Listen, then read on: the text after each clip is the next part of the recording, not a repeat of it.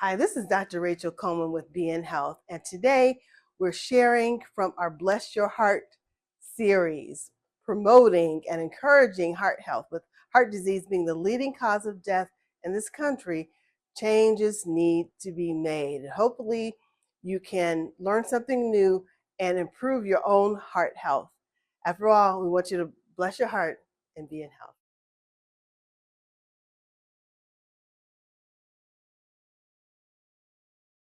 So joining me today is Steve. Steve is my cousin, and several years ago, he had a health scare.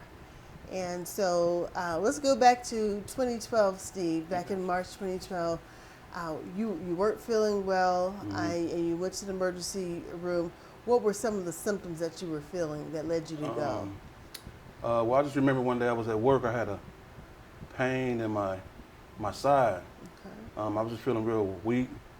Couldn't move around. My breathing was like, It was real faint. labored. Okay. Right. My Okay. gait was real, You were and unsteady on your right, feet. unsteady, and I couldn't figure out what was going on. And my coworker was like, maybe you need to go to the hospital. But I didn't really want to go because I was, just being stubborn. Mm-hmm. But later that night, the pain was just so excruciating. I drove myself to the Okay. emergency room. Okay. And then when you got to the emergency room, what did they find? Well, I initially told them I was out of breath and I had a pain on my side. That was what I told the people that, In the were waiting emergency. there. Okay. And then after that, it was a blur. Okay. So, Okay. So I know that ultimately you were diagnosed with what we call bilateral pneumonia, or layman's terms would be double pneumonia. And I know that you were ultimately intubated, placed on the ventilator. What we call in medical terms respiratory failure or respiratory insufficiency. And ultimately, you were found to have atrial fibrillation and congestive heart failure. But it was a very scary time, and I remember your mom being very concerned, and of Right. course, she called me, and we visited you in the emergency, not the emergency room, but in the hospital. In ICU, and you were on the ventilator. You didn't know you were in the world, and Right. it was a very critical time. Thankfully, obviously, you come through that, Right. Right. and you had to deal with some new diagnoses. So, how was it for you having to, deal with the fact that I think at the time you were about how old? I was thinking I 2012. was 37. Okay, so you were 38, in your yeah, late 30s. 30s, and you were given a heart diagnosis of Right. atrial Right. fibrillation and congestive heart failure. Right. Right. So, how was that for you? What I feelings also had did you? pneumonia. Right. Pneumonia in both my lungs. That was part of the reason I was feeling the way I was feeling. Then they gave me some antibiotic, but I had an allergic reaction to the penicillin, Wow. which caused skin rash. Okay. So then I had a temperature of 103. Wow. So all those contributing factors were against me. Right. But thank God And then yeah. you were in the hospital for several weeks. Right. And so a lot of times when you're, in the hospital for that length of time, you have to kind of learn how to walk Right, and right, right. get around again. So what was that process like as far as? I had nurses come in, Okay. help me with my walking, but I didn't really realize that, like you said, if you're in the bed that long, you lose mobility and have to learn it all again. So it was just a process, a daily process. But Okay. I got through it just one day at a time and was able to ambulate and move and Right, that's good. That's on my good. own. And of course, prior to that, your you shared a story about the staff at the hospital were considering putting a tracheostomy in Right. because you had been on the ventilator for several weeks. And one of the things that if a patient is needing to be on the ventilator for several weeks, a lot of times that gets done to protect the vocal cords, Right. and so it was looking like if things weren't getting better to a certain point, you may be getting a trach. Right. So tell me a little bit about that. This is your Good Friday story. Oh yeah, my mom's Good Friday Yeah, story. yes. Your mom shared the Good Mhm. Friday story in the sense that it was looking like, again, you were headed for Yeah. tracheostomy, but somehow I'll tell the story. Okay. Somehow the endotracheal tube came out, and and they found that they didn't have to put it back in, Right. and that just happened to be on Good It Friday. happened to be on Friday. Like I said, Tuesday, they were talking about putting the trach in, but the doctor said no. We'll just wait till Friday. Like you said, that Friday when my mom went to get something to eat, because she visited me every day. So That's good. when she came back from her lunch, the nurse told her it was on the floor, so I didn't have to get a The tray. tracheostomy. Right. So it was just there, learning how Yeah, to that breathe. was one of again. those miracle Yeah, oh, situations definitely, in that definitely. if from what she told me that they were planning to do, or reevaluate this for a trach Yeah. on that Monday. Right. But I guess there were some differences of opinion among the medical staff. Right. Right. And but fortunately, somehow that trach came out. We don't know, maybe supernatural means or but you didn't have to Right, get get that that just right. tracheostomy. Start breathing on my own. Start breathing on your own. And so, how has the journey been, or how was the journey from that time? Having to see specialists and so forth. How was it for you? It was a traumatic experience because I never been through anything like that. So it just kind of woke me up. Like you need to be more conscious of your health. Stay in contact with your doctors. Because I never really liked going to the doctor anyway. But, I understand. I don't I take know. that personally. Yeah. But So, yeah. that's true for a lot of people. But now, years later, you ended up going back to the hospital. Right, Can you tell us a right. little bit about that? Kind of similar with the feeling bad, nauseous, out of breath. And I just went again to the hospital like something's off, I'm not feeling right. So I ended up getting readmitted again. Okay, and then what did they find the second time? It was similar to the first incident, but I had like coded. I had, and I had to get my heart shot back into rhythm. So you coded. Thankfully, that happened at the hospital. At the hospital, right. And they could intervene and shock you back into rhythm. And my understanding is that you were found to have atrial fibrillation. Atrial fibrillation, right. And now, prior to be it the first or the second hospitalization, did you feel anything going on with your heart? Any irregular heartbeats or? I can feel it sometimes. Okay. It may be beat on a regular pace, but then sometimes I can feel it boom, boom, boom, boom, boom, faster. We will go in and out. Okay. So sometimes it would be normal, and I can feel it sometimes beating a lot faster than normal. So, what did you think? Did you think that it was? At first, it was kind of like, well, I didn't really know, to be honest. But like I said, with the medication, with the Eliquis, it's like a blood thinner to prevent blood clots. Right. And my cardiologist told me that sometimes I would be in rhythm and I would be out. So I didn't really think too much of it. I just thought it would pass. Okay. So, and it did. Okay. Sometimes it'll come, sometimes it will go. Okay. So, since your diagnosis of atrial fibrillation and congestive heart failure, what changes? Of course, you're taking medicines regularly. What are some of the challenges? That's mainly the thing, staying connected with my cardiologist, my medical doctor, trying to live a healthier life daily, and just reading up on material about congestive heart failure, stay educated, and just being proactive if I'm feeling a certain way, not to just let it go. That's good. But actually call, inquire about, like, I'm feeling a certain way, right, and get information if I need it. That's very good. So, That's very good.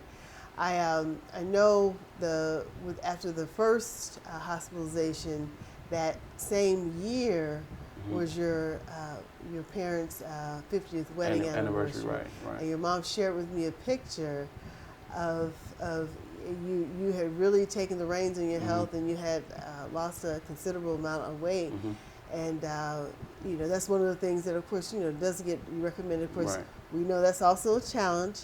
It's a a huge challenge, but I'm glad that you have been proactive about your health, and that you're alive to share your story. Thanks Yes. for being with us today, Steve. Thank you so much. Thanks for having me.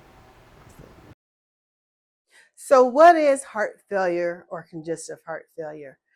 According to the Cleveland Clinic, it's a long-term, what we call chronic condition, where the heart can't pump blood effectively to meet the demands of the body. And because it can't pump blood effectively, the blood can't collect in the lungs or the lower extremities. Common conditions that can cause heart failure can include heart attack, high blood pressure, diabetes, kidney disease, recreational drug use, obesity, just to name a few. Common symptoms that people experience include shortness of breath, chest pain, abdominal bloating, nausea, weight gain, and some have an increased need to urinate while sleeping. If you're having any of these symptoms, please see your health care provider immediately and get the help that you need. Joining me today is Skip. Skip had a health scare several years ago, about 18 years ago, but he really made some quality changes in his life, and thankfully he's here to share his story.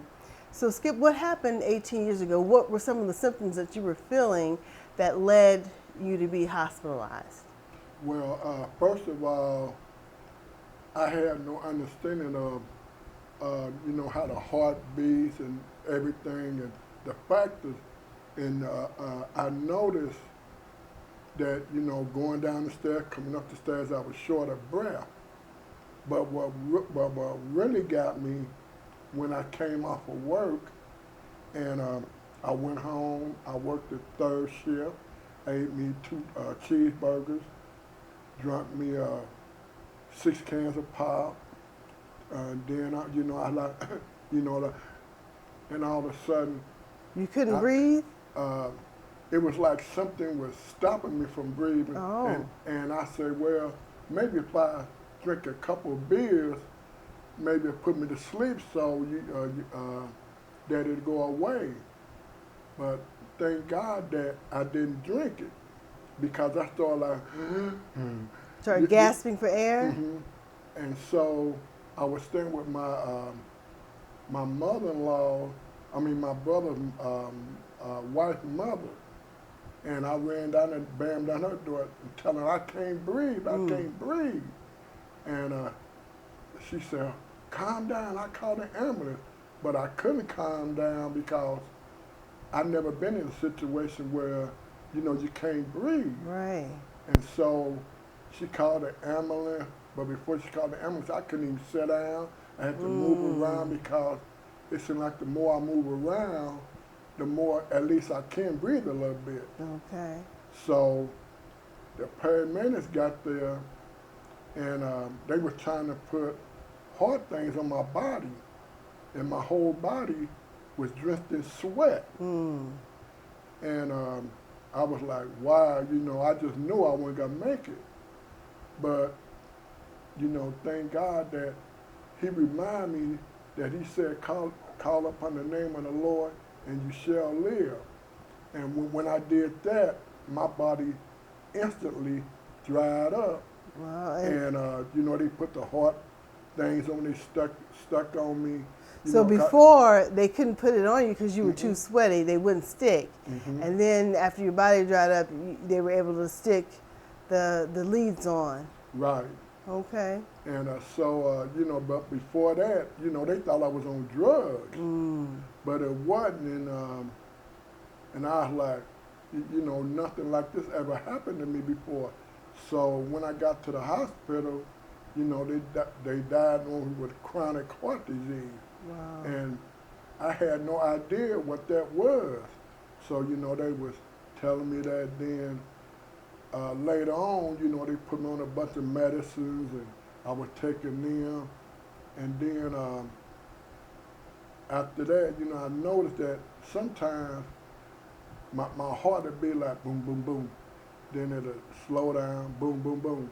Then I went back, and they told me that I had AFib. I said, what's an AFib? They said, you know, they told me that it was when your heart would beat, but it missed skip a beat. Yes. And it can beat erratically, you know, Right. irregular heartbeat there. Okay, so now, when you were in the hospital that time, how long were you in the hospital? well, they kept me for. I went in on a Monday. They kept me for something like 5 to 7 days Okay. to make sure that everything was okay. Okay. And you know, like I said, they put me on the medicine, and I never experienced this before. Okay. So now, prior to going in the hospital, you had been fairly healthy as far as you knew? Yeah. Okay. Okay. And so there was no need to visit a doctor or anything like that? Oh no, cause most of the times, you know, when I'm feeling a little sick, I might go get a Alka-Seltzer or take an aspirin or Okay. or either just drink a beer. Okay. Okay. So you know that usually calm it down. So I really wasn't a person that really went to the hospital Okay. because I was more scared to go to the hospital than anything. Okay. So now, after, of course, that time you had to go to the hospital, and thankfully you did, because you needed a higher level of care than can be achieved as an outpatient. And but you made some significant lifestyle changes after you were discharged from the hospital. What were some of those changes that you made? Well, first of all, the main thing was me drinking. I had been drinking for 40 years. Wow. And you know, I drunk anything from wine, whiskey, homebrew, you know, this and that, and I thought all that will, take me away from all that, and it made me relax. And so I was a big eater, wouldn't exercise, wouldn't drink water. The only thing I drank was alcohol. Okay. So now, you shared with me earlier, like your work day. Starting off work, how much would you drink before even going in? Well, in the morning time, instead of eating breakfast, I would drink me a 6-pack. And at lunch, I would go to this little bar restaurant, drink about 2 or 3 pitchers, maybe 4 pitchers of beer. And then when I leave work, I go back in the sports page, drink about 3 or 4 more pitchers, and leave there. And I would stop at Wendy's, get me 2 triples, and stop by the store and get a 12-pack. And you would drink the whole 12-pack that night? Yeah. So now, were you able to function as far as going to work? Yeah. And see, in the morning, if I just got that 1 or 2 beers, I can function. Okay. And you know, it really didn't bother me because I never understood how alcohol can affect you. But for some unknown reason, it wasn't affecting me like everybody goes staggering and this and that. And So if you didn't have those beers, how would you feel? woo, I would feel like I couldn't function. Oh, okay. I couldn't function because once before, a friend of mine, she was asking me why I was shaking. And I was like, I'm all right. So, you know, she went and bought some beer, and my hand and stuff was shaking. But once I got that beer inside, you know, my system, and the shakes went away. And I realized that I had DT, where they say that it was something that my body was used to, and I needed that to calm my body down. Right. And, You had built up a tolerance, and if your body did not have the alcohol, you would go through withdrawal. Mm-hmm. So now, when you were in the hospital, that week, those what 5 to 7 days, did you experience any, as far as you could tell, any withdrawal or? No. Of course, the hospital is also equipped to dispense medicine to kind of help with that too. But some people, when they're coming off alcohol, will have seizures. Did you have any seizures?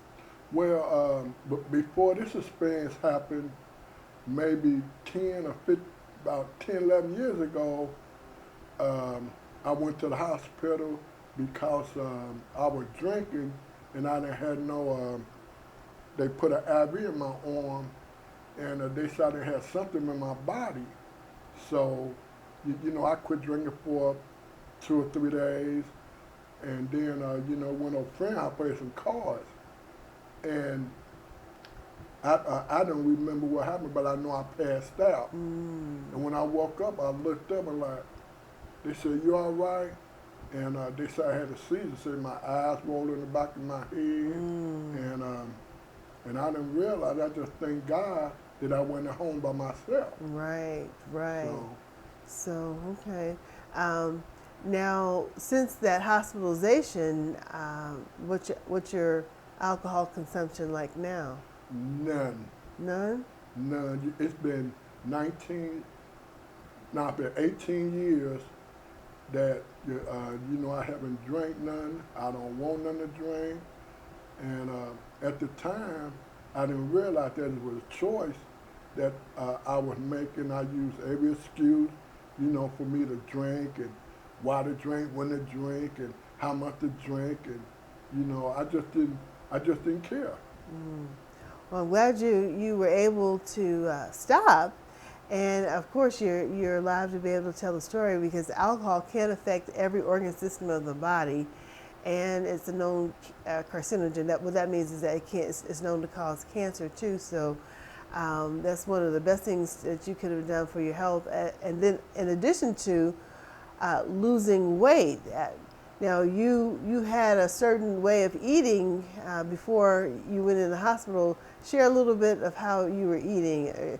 I remember you had shared a little bit about eating a whole pizza plus.